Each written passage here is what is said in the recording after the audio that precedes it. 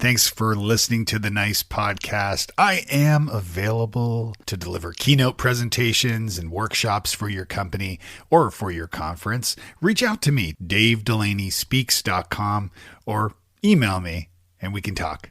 Now on with the show. Hey, it's Jason with the Marketing Podcast Network. You have less than 1 month left to get special early bird pricing for the Creator Economy Expo 2023. This event, folks, is for content creators and entrepreneurs interested in building and growing their content-first businesses. Do not miss this show. Join over 500 bloggers, podcasters, authors, newsletter writers, speakers, consultants, and freelancers at the learning and networking event for content creators. Plan to attend May 1st through the 3rd in Cleveland, Ohio. Register now to secure early bird pricing before it disappears March 31st. Early bird pricing ends March 31st. As a special offer, you can get $100 off just for listening to MPN shows like this one. Go to cex.events to register. Use the coupon code MPN100. The address, the URL, cex.events. That's the whole thing. Type that into your browser. cex.events. The code you use, MPN100. The Creator Economy Expo, Cleveland, May 1st through the 3rd. See you there. If your kids refer to you and their mom as the olds, that's insulting. It is only insulting in a world where old is an insult, right? And it becomes where ageism creeps in is any value judgment on the basis of age, including you're too young. Nice. Nice. Nice. Nice. Nice. Nice. Nice. Nice with Dave Delaney. Welcome to the Nice Podcast, all about communication, collaboration, and becoming better leaders. I'm your host, Dave Delaney from Futureforth.com, where we help fast-growing companies improve culture so you have happier, more connected people. Today, I'm speaking with Ashton Applewhite, an internationally recognized expert on ageism. Ashton is at the forefront of the emerging movement to raise awareness of ageism and to dismantle it, which I'm all about that. I love it. Ashton, welcome to Nice. Thank you. Great to be here, Dave. Yeah, it's great to have you. So tell me, what is the nicest thing someone has done for you recently? God, this sounds really, really hornblowy, but the nicest thing that happened to me, because it still just knocked my socks off, was that the Decade of Healthy Aging, which is a collaboration between the UN and the World Health Organization, named me one of the Healthy Aging 50 leaders around the world working, this is their language, working to make the world a better place to grow old. And they said, I speak truth to power. Truth to power. And so that just blew the top of my head off. That happened in September. I can't think of an organization more amazing to be recognized by. And I feel like I can retire now. My work is done. You're done. Yeah, good job. Yeah, ageism is right. is dead in the water. We are. Wow, that was super efficient. That's awesome. Congratulations, by the way. You. I mean, I know you've been you've been very active in this world for a long time. And so obviously that is long-ish, 15 years. I mean, I didn't start it till I was in my mid-50s. So yeah, is that so? You read so your book, which is called "This Chair Rocks: A Manifesto Against Ageism," came as a result of you interviewing people over 80 for a project called, what was the project called originally? So you want to retire? So when are you going to retire? Right. Which was sparked by something people said to my in-laws who were in their 80s at the time and were booksellers. And it's just an example of everyday ageism. Look at an older person. And first of all, the assumption that you probably are retired. And if you're not, why not? Right. And that's interesting these days too, with like the FIRE movement of like young people aiming to try to retire at earlier ages, this financial independence, retire early movement. Are you familiar with this?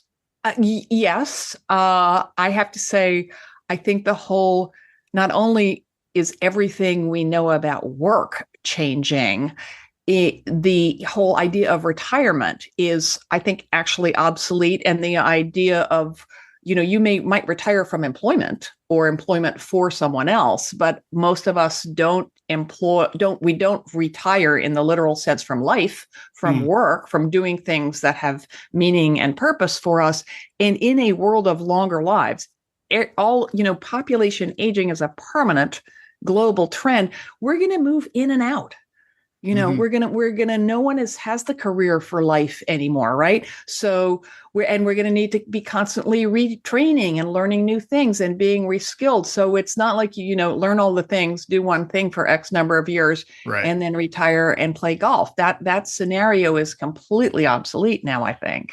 Yeah, no, that's a great point. I think, and I know of people actually, and I think you probably know of studies and things about this where when somebody who is getting older and retires, so to speak, traditionally speaking, if they do too early, like a lot of times people die because they have no, like, especially business owners, I'm saying, like people that they don't have any direction anymore or anything to do, and they run out of steam in a way. Work is good for us if you are lucky enough to have a job you like or that has meaning and that isn't, bad for you physically.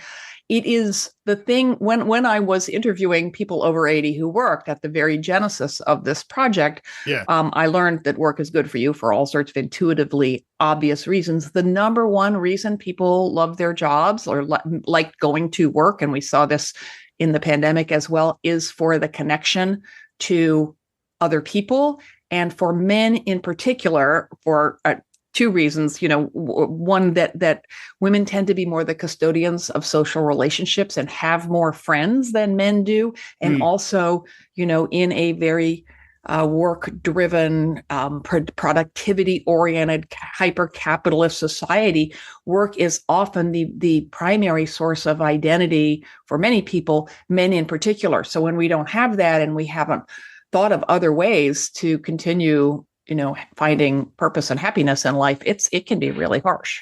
Yeah, no, that's a great point. Especially when the message is now you have no purpose and you're old, so you're useless and should, totter off stage. Right. Yeah. It is such an interesting time too, how we have, sort of in the information age where, we have digital nomads and people that, I've worked for myself for over a decade now, and I've worked from home for over a decade during that time. And it is incredible the freedom you get from and it's very encouraging too, because, you can, in theory, at any age continue working, especially digitally. It's not about age. Right. It's almost never about age. I mean, I just turned 70. When I turned 65, which is the traditional age of retirement in the US, even though that whole phrase is problematic. It's a tradition that's obsolete. There shouldn't be a fixed age, and retirement itself the concept needs retiring. Other than that, the phrase is fine. Yeah. But a lot of my friends, a lot of teachers, retired professors, and I found myself being really judgy about it and having to check myself as to why, if you can't afford to not go into work and that makes you happy, who am I to say, no, you should do this thing? It's so, Protestant work ethic-y and so judgy. I am lucky enough to have work that I love and am more engaged than I ever have been. But a huge part of that is luck. And I get to make my own hours, and I don't have to do stuff. I mean, I have to do tons of stuff I don't want to do. Not every part of my work life is fun, but I have enormous control over it. Yeah. Which is not true for most people. So do you think it's a matter of the language of it all, the word retirement?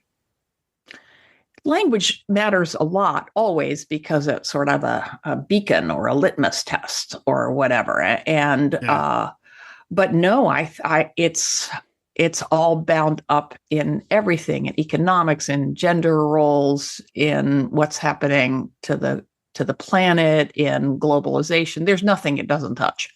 It's just interesting because, like, if you could move, like, you mentioned, and I'm married to an educator too, so she's, excited about, retirement, getting that, kind of the end of her career, at least in its current iteration.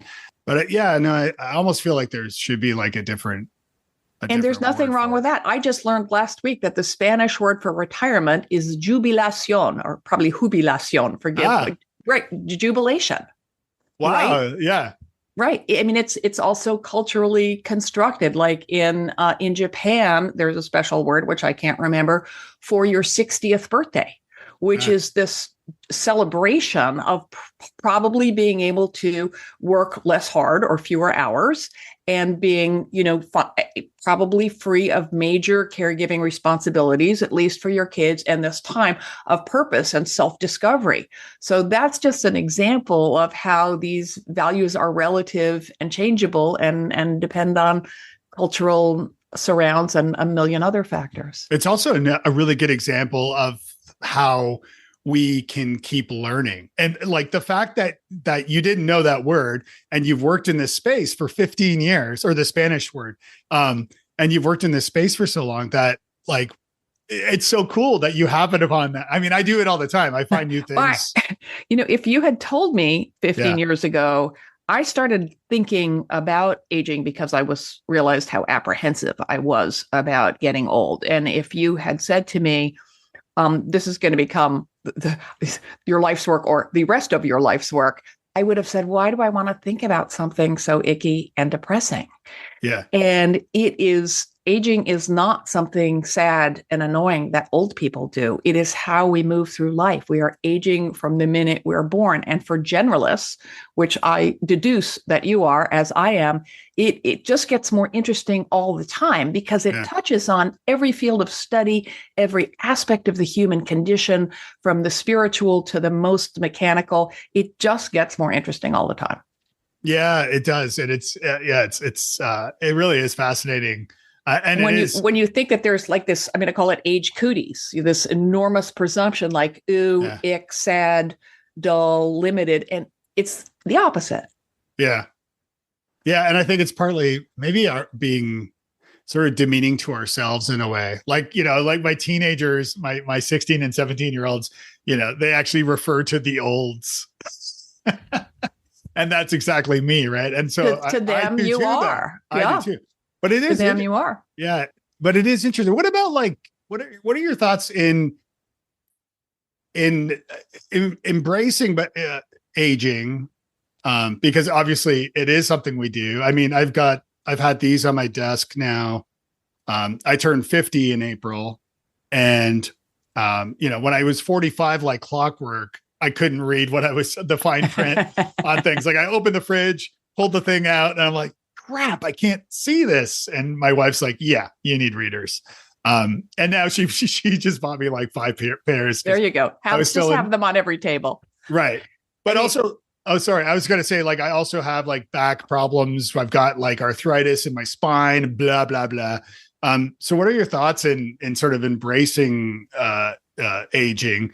You have my ailments. Congratulations. Yeah, that's where I'm standing right now. I just want to put one little comment about what your kids say, because my hunch is that people hearing this will think, oh, if your kids refer to you and their mom as the olds, that's insulting. It is only insulting in a world where old is an insult, right? Oh, I love that. And it becomes where ageism creeps in is any value judgment on the basis of age, including you're too young. By the way, if people dismiss your kids because they couldn't possibly know what they're doing or being trusted with a responsibility, that's ageism too. If they call you the olds, meaning to denigrate you or that you couldn't possibly know what's going on, that's ageist. To them, you are ancient, you are old, and that is a neutral observation. You are a lot older than they are. And when we're young, it's hard to imagine being old. So calling you that is not itself problematic. It gets problematic if either people on either end of that are attaching value to the term, right? Yeah. As far as embracing aging, I mean, everything you just described has to do with physical function. Mm-hmm. That's not actually about age. It's about ability, right? I mean, my back started hurting when I was pregnant. I was 30. Right. Yeah. I see better now than I did when I was 7, when I started wearing glasses, because I'm really maybe not better, but I've had 2 cataract operations. Yeah. And now I have glasses on now for a little mediation, but I can see, taking my glasses off, I can see you on the Zoom screen, which I couldn't when I was 30. So it's really important to think about how much of our apprehension about getting old is tethered to apprehension about how our minds minds as well, as our bodies might change. That's not actually ageism. It's ableism. It's stereotypes and stigma around physical and mental capacity. And it's important to know what we're up against. That aspect of aging, there are only two inevitable bad things about aging, and they both suck. Right. People you've known all your life are going to die, and there's no replacing them. And some part of your body is going to fall apart. And those changes are really, really unwelcome. And physical decline, cognitive decline is not inevitable. Some part of your body is going to decline, but it's going to decline differently in me than in you. You and I happen to have some overlap in this sense. If I were a runner, I would feel much more impaired by my arthritis but I'm not, right? So we experience the different symptoms. People with the same symptoms can be more or less bothered by them, and so on and so on. And so when you talk about, and it's really hard to embrace the fact, I mean, I had to have my shoulder replaced a year ago. I had such bad arthritis, but now because I'm on Medicare and can afford the surgery and live near a good hospital, my shoulder is better than ever. If I didn't have any of those benefits, I would be severely restricted by that. So some days I can embrace those changes, and some days it's harder. But there are so many, as you can hear, I'm never going to, the scary things about aging are real, not just the physical aspects, but the possibility of running out of money, the possibility of ending up alone. Those fears are legitimate and real, but we only hear in an ageist society the negative side of the story, right? So I'm kind of in the both sides of the story business. I'm going to embrace it on Tuesday, and on Thursday, something's going to happen that's going to make me, not embrace it so much or feel differently. Yeah. But that's true of everything else in life. Being young is hard too. Yeah. Would you go back to your teenage years? Oh, God, no. God, no, right? I wouldn't for $1 zillion. So how come we never talk about that, right? Yeah. Is that embracing youth? Well, I want to be, no, actually, I don't. So I'm let's talk about aging in all its messy, both universalities and particularities, and question the notion that everything about getting old is awful and everything about being young is great. Yeah. And I love the way that you approach it both ways. I think that's really important. In your 2017 TED Talk, which by the way has over 2 million views, and rightfully so, by the way, because it's awesome. As a speaker myself, I love your. I will say I did nail it. I didn't go on. It's a week-long thing, and my talk was scheduled on Thursday night. I had been there since Sunday, and I would have walked out on that stage naked just to get it over with by then. But I did nail it. Thank you very much. You really did, and you did talk about that. I put my foot in my mouth there for a second because earlier, to your point, like you talked about your the knee. Was it like, and you reminded me when you're talking about running, remind for folks who haven't watched the TED Talk. Honestly, it's an old gag. I didn't make it up, but it is a really good example of the way we blame things on age reflexively, because every ad does, every magazine does, not that there's something wrong with us. It's everywhere in the culture around us. I stopped blaming my sore knee I was 64 at the time, on being 64 because my other knee doesn't hurt and it's just as old. Right. Or maybe my back hurts like crazy, but I just made a Thanksgiving dinner with a lot of help for 12 people. And that actually, come to think of it, did happen. I let, like, the end of the day, my back was really bugging me. And I was like, I carried a cast iron pot full of stuff I had to use an oven in the back apartment and back. Yeah. And then I said to myself, next time I'm going to ask someone to carry it for me. I mean, the whole asking for help thing is a whole huge piece of this too. What are some ways that you can, or, that people can ask for help or like ways to either encourage them to ask for help or actual ways that they can ask for help?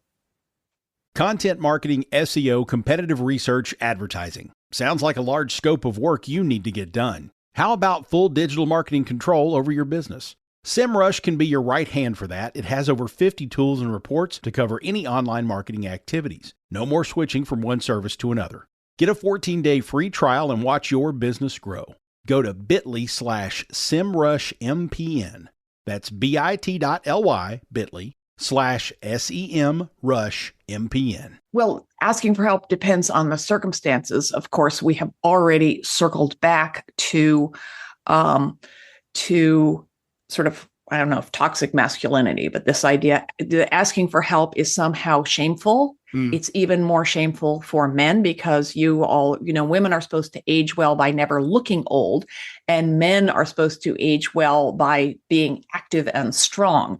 And there is no more truly toxic notion swirling around, and I would say aging in the broadest sense, moving through life, than this idea that we are independent. No one is independent ever. We are interdependent from birth to death. It is especially American, I think, with this idea of, the rugged individualist, the cowboy going off into the sunset by himself. And it is so terrible for us individually and collectively. Kids need help. Babies need help. If you're carrying a baby, you need help. If you're carrying a package, you need help. If you broke your foot, you need help. All those things can happen at 16 or 26 or 46 or 86. And so a huge collective task is to destigmatize asking for help and accepting help, and remembering that these are two-way transactions. The cheesy exercise at a conference I was at a while ago, where the person says, "Who likes to help people?" And every hand goes up, and "Who likes to get help?" And everyone dives under their chair. People love to help. I mean, I used to practice. I live in Brooklyn in a neighborhood where the median age is very young. And I would come to the suitcase for a business trip, and I'd have my computer bag and my purse and my suitcase. And I would force myself to ask someone to carry it down the stairs for me. And, and the person always picked it up. It was a little demoralizing, like it was a lunchbox, right? And I'm like, can you at least grunt a little bit? But they would they were super happy to ask me. And yes, could I have wrangled the bag? Yeah. But what am I trying to prove? A question that comes up all the time is I have a Q&A blog called Yo, Is This Ageist? Where you can send in questions. And the version of it, this came in, a woman was incensed, older woman, that some young guy is how she put it. She was using the self-checkout machine at a drugstore or whatever. And he assumed she needed help, and she was enraged, or getting an offer of a seat on the bus. The offer is a generous expression of community and kindness. The trick is to listen to the answer. And I think this guy at the drugstore didn't listen, right? But she snarled at him. And most people that in the world, when they say, could you have a seat? Now, what do I look like? They would never take the seat. Because they see it as an insult. It is not an insult. It's an insult if you grab someone's elbow. It's an insult if you don't, not an insult, but it ceases to be a kind gesture for the other person if you don't listen to and respect the answer. But it is our internalized ageism and our internalized ableism that makes us angry and makes us think, the way that person is seeing me has nothing to do with the way I look or the way I am. And the fact is, they are being ageist. If the guy in the drugstore was only helping the old people or only helping the women, he was indeed being ageist and sexist. Yeah. But instead of snarling, if you say, what makes you think I, can't work it, not in a snarky way, be nice, then the person has to think about, why did I assume that? And that's when we come to terms with our internalized ideas and stereotypes. Yeah, it's very interesting about when you think about it, when you are self-aware that you are, in this case, being ageist, because, for example, and this has happened against yourself. Absolutely. But as we're talking here, as you're speaking, I was recalling, I was just in Toronto visiting my mom and some friends, and I was on a crowded bus, and I was standing, but an elderly woman got on the bus, and these young people were sitting there, and nobody got up to, even in the handicap seats, but whatever, nobody gave her their seat. And I'm like, these young people are a bunch of assholes. But what I really should have been thinking about, I mean, I should have been thinking that, but I shouldn't have been thinking of them as young people, just that they're assholes. You know what I mean? Well, it's complicated. I mean, I have take issue with the bus signs that there's the one in New York is particularly cloying. It says, "Won't you please," with this little heart, "give up your seat to the elderly or the disabled." And what it should say, oh, and I don't use the word should very often, it should say, "Won't you please offer your seat to anyone who looks like they might need it?" Could be a pregnant person, could be a person with their foot in a cast. Yeah. Right. Yeah. But that's, we it is a kinder world where if you're, I mean, I always think of people in nursing scrubs. I know they've been on their feet that's for 15 hours. Yeah. And, they're almost certainly tireder than I am. Yeah. So offer it, but listen to and respect the answer. The people who give up their seats for me are almost always young, Black or brown men. Because it's more culturally, I'm inferring, older people are more held in more respect in those cultures, and they would never, I think, claim the big chair if their abuela came in the room. So they are acting, and I say thanks and sit down, or unless I'm getting out at the next stop, but I'm always say thank you. How can we improve this because you raised a great point. I spoke at a conference, a small event in Iqaluit, Nunavut in the Canadian Arctic a number of years ago.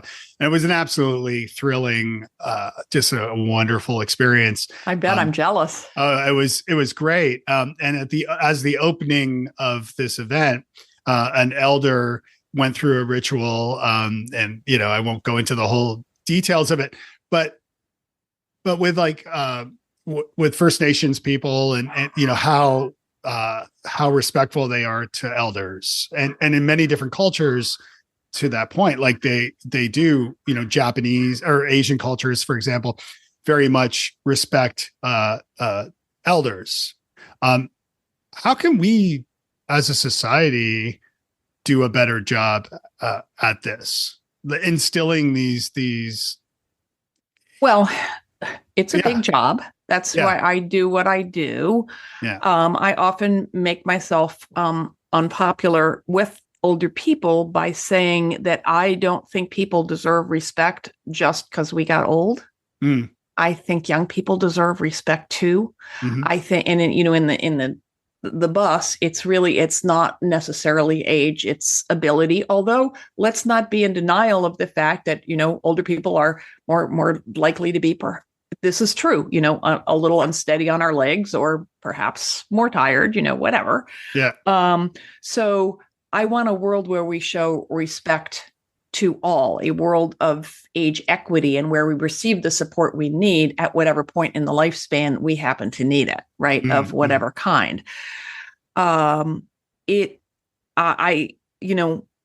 We have a big job in front of us because Western culture is so ageist, but we have wonderful models in Indigenous culture. So go to the Arctic and see how those societies operate. That said, I'm guessing that where you were was not urban and was where people of all ages live in community. People say, it's better somewhere else to me, and look sort of wistfully eastward.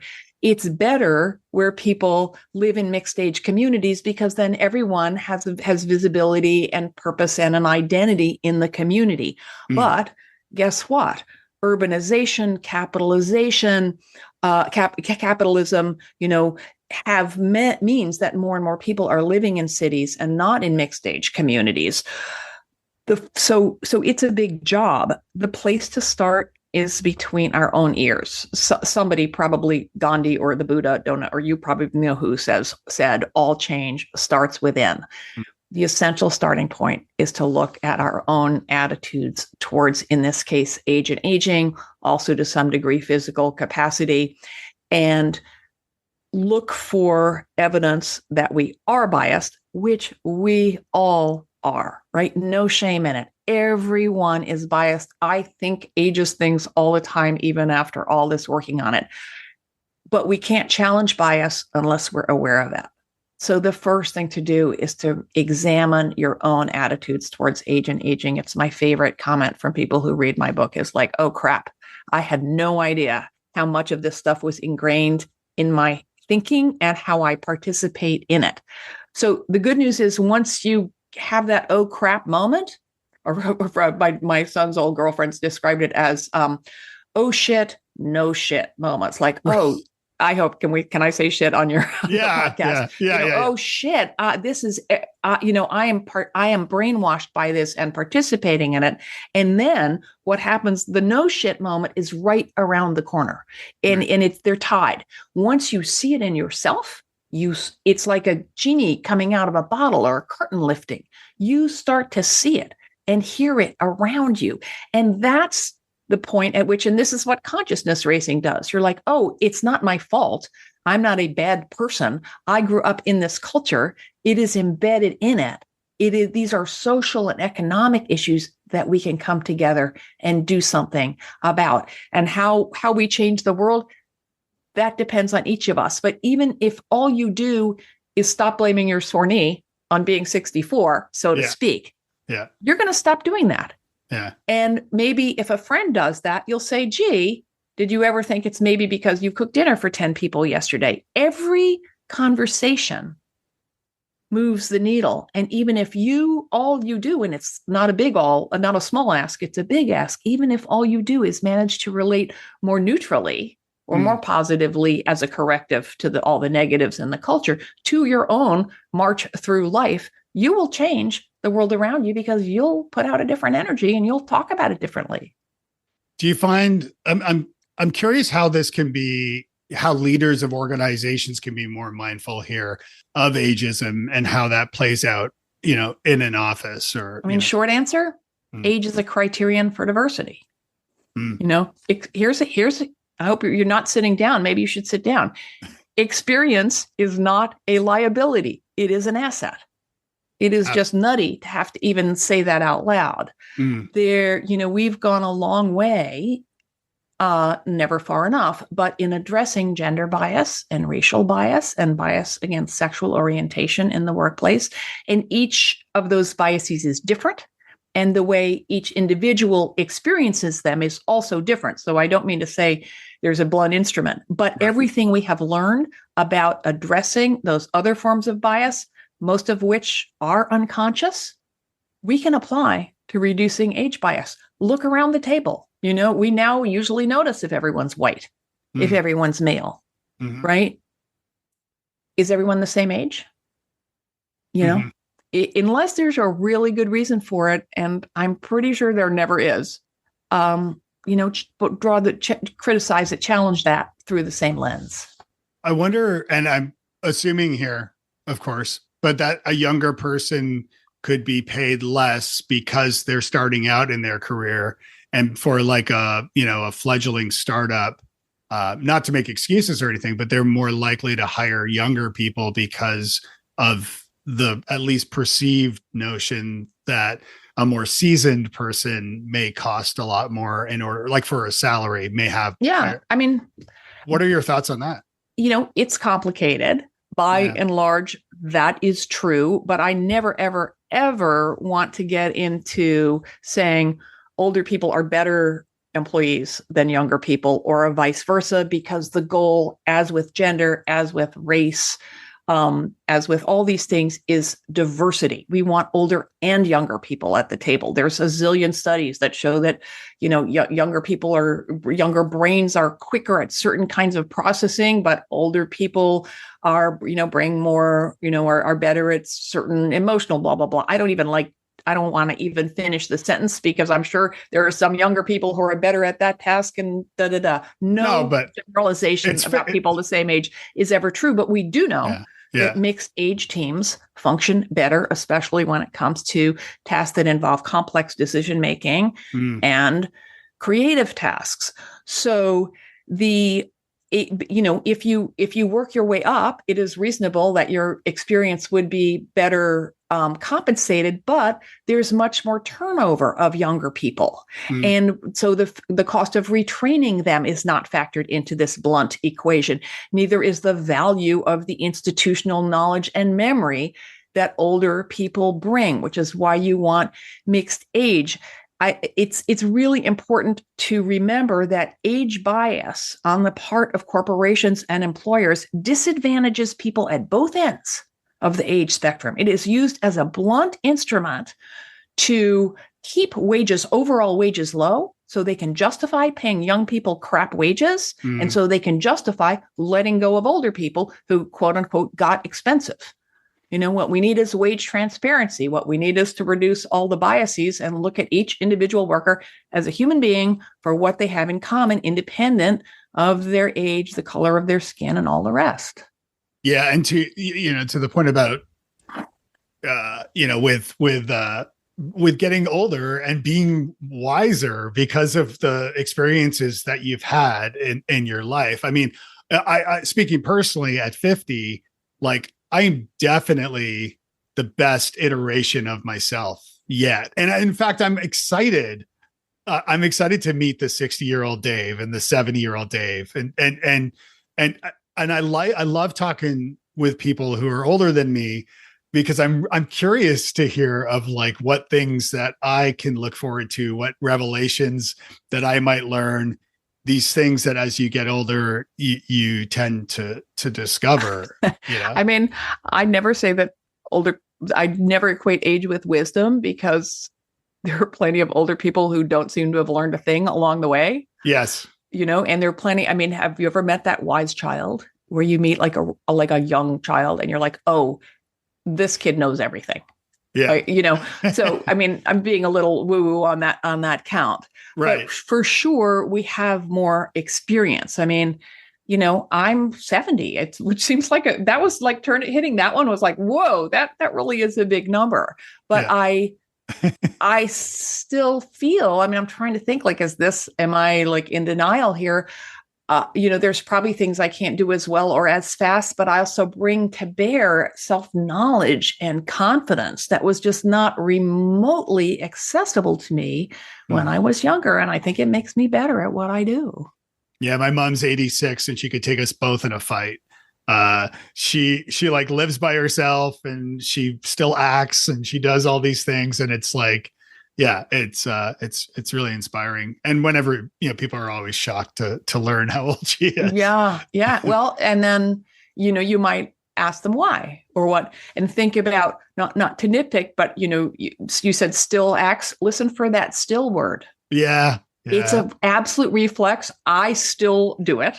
Yeah. But unless it's referring to an act of real extreme physical strength or speed, which is something we all lose categorically. Yeah. It doesn't belong there, because why wouldn't she be acting or doing all the things, or, being romantic, or, going to the movies or whatever. But these are all things that give us pleasure and meaning. It's a very valid point. It's a great point. I know you were on the CBS morning show recently, and that reminded me, I wanted to ask you how that went, what the feedback was like, but it also reminded me, do you know Ronnie Bennett or familiar with Ronnie Bennett? I know, she is no longer alive, I believe. She is no longer alive. Yeah, I did. Yeah. So Ronnie started CBSnews.com like back in the day. She was the one behind their first website and all this. But I saw Ronnie speak at a tech conference years ago, and she blew me away. And she coined the term elder blogging, and she had a blog that was about that topic, about getting older. And time goes by. Time goes by. Yeah. .net, I believe. And she was on my podcast, actually, on a previous podcast, but the conversation we had was just so valuable and so wonderful and timeless, that I have it on the Nice podcast. So folks listening can find that interview. So I'm glad. I guess I was just asking because I was curious if you're familiar with her work, but she was awesome. She was very cool. Some old people are cool. Yeah. Well, Some young people are not cool. Imagine that. Yeah. Yeah. Well, I'll factor myself in the not cool. Well, you're Canadian, you're just permanently handicapped there. Well played. Well played. All right. I'm going to move us to the lightning round because I want to be respectful of your Did time. I just alienate your entire listener base? Oh, no. I think they're all American. Except arrogance goes before a fall. Well, before I get into the lightning round, before I get into that, I am curious because you mentioned, so you were from DC and you live in New York now and have done, like, when did you make the move? And tell me a little bit about your history in DC and what. I grew up in DC where no white people are born and grew up. But it wasn't a very interesting city then, unless you wanted to be a politician or a lawyer. And I thought about being a lawyer briefly, but I traveled for a couple of years after college and failed to settle overseas and moved to New York because that's what you do to seek your fortune. And went to work in publishing because I didn't have a brighter idea and liked reading. I've never had a plan. I've done everything in my life sort of by accident. I only became a writer in my 40s. I stumbled on this oldness thing in a way I've already sort of described. And I do think I don't think I'm going to come up with something totally new to do with my life. This feels really interesting and really meaningful, especially in a world where everyone is living longer, because we are not going to make the most of those longer lives, whether you are a, farmer in Senegal or Peter Thiel thinking that he's going to invent some pill that's going to keep him alive forever. Right. Even if God help us, he lives to be 1 million, the rich white guys who think we can do this, they are still going to be 1 million years old in a world that silences and discriminates against older people. Yeah. So we absolutely need to think of the women's movement. Think where we would be if that movement hadn't confronted sexism, right? And that stands between women and equality. We need to mobilize around the world against the age bias and the ableism that stands between primarily older people everywhere and equal rights. Yeah, 100%. All right, here comes the lightning round. So complete this sentence. Nice people finish. Oh, I think first, or I need to believe it. Yeah. Yeah. What's a nice book beyond your own that you recommend, which I will include links to, of course, in the show notes. But what's a nice book that you recommend nice makers listening check out? What makes a book nice, in your opinion? It's up to you. It's your opinion. Huh. Yeah, well, I'll just reach for the book I just finished, which is it's by a writer. It's fiction. It's stories, but they blend together in a novella called Andrea Barrett, A Natural History. She wrote, what was her previous book is just fabulous. She won the National Book Award for a book of hers that Ship Fever was the first one that I read. And it's divine. Andrea Barrett, Natural History. Excellent. Yeah. How is Ashton nice to herself? By starting the podcast out with a big brag. I love it. I love it. And if you had a billboard, what would it say? And ageism. Not a surprise at all. How can folks get to learn more about you and get in touch? What's a good way for people to learn more? Well, I'm the only person in the world with my name, my weird name. So if you can't find me, you're not trying hard enough. My website is thischairrocks.com. I'm at This Chair Rocks on social media, and you can find my book at thischairrocks.com. You can find Yo, Is This Ageist through that website or at yoisthisageist.com. And I just want to put in a mention of another website that I co-created with two colleagues called Old School, oldschool.info. It is the anti-ageist clearinghouse. It's a repository of hundreds of free, vetted resources to educate yourself about ageism and what to do about it. Everything from language guides to 1-minute animations. Everything is free except the books. But I had this, wouldn't it be cool? I thought this movement is new. If there was one central resource to find, there's a whole campaign section, which we didn't even have when we started 2 years ago. So if you want to learn more about ageism, check out everything I've done, beg, borrow, and steal from anything I've said or done. And I'll send you a link if you follow to sort of things you can do to advance the movement if you want to get involved. Yeah, please do. Yeah, send it along, and I will add it to the show notes here, so everybody can check that out. And you, since you mentioned it, yeah, your name is weird, and in the best possible way. I mean, I'm a Dave. I mean, how many Daves are there? So tell me, what's the story with your name? It's a really unusual, cool name, and you got the alliteration going. So you already got cred in my heart. Yeah, I know when it's Ashton Applewhite, anti-ageism activist, it's a lot of A's. All I can tell you is I was named after my great uncle, whose name was Ashton Applewhite, whether I turned out a boy or a girl. And haha. Very cool. I love it. All right. Well, thank you so much for joining me today. This has been fun. You're very welcome. Pleasure to meet you. Hey, thanks so much for listening to the show today. Would you do me a favor? Leave a review. The reviews help others discover the show, and they mean a lot to me, so I would appreciate that. Did you know I am often hired as a keynote speaker for company retreats or for conferences? To find out more about that, you can visit davedelaneyspeaks.com. Music by Alistair Crystal at alistaircrystal.ca. We'll see you next time. And be nice.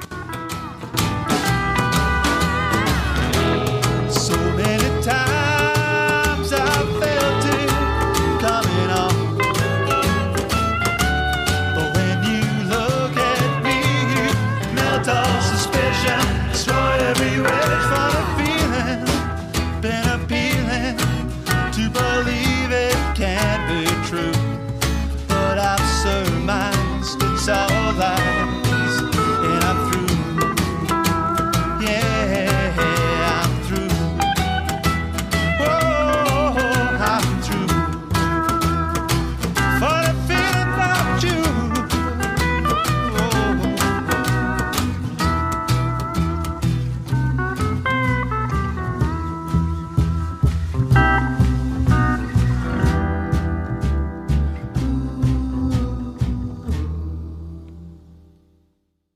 You may know you're listening to this show along the Marketing Podcast Network, but did you know there are other great shows on MPN to help your business too? Caroline Kay hosts a great podcast called Snippets of Genius. Caroline, tell us what these folks will get out of listening. Snippets of Genius is a lighthearted business podcast with some brilliant insights into how you can attract and cultivate success. In each episode, I have an inspiring conversation with genius guests from the worlds of business development, marketing, design, and wellness. Each of them share their ballsy, daring moves to burst business opportunities wide open. Every episode is designed to give you as much value as possible so you can decide, define, and develop anything you want in your career or business. Hard to turn that down. Where can people subscribe? They can come on over to my website, which is www.carolinekay.co/podcast, or find the show at marketingpodcast.net, or search for Snippets of Genius wherever you get your podcasts. You heard her. Go subscribe.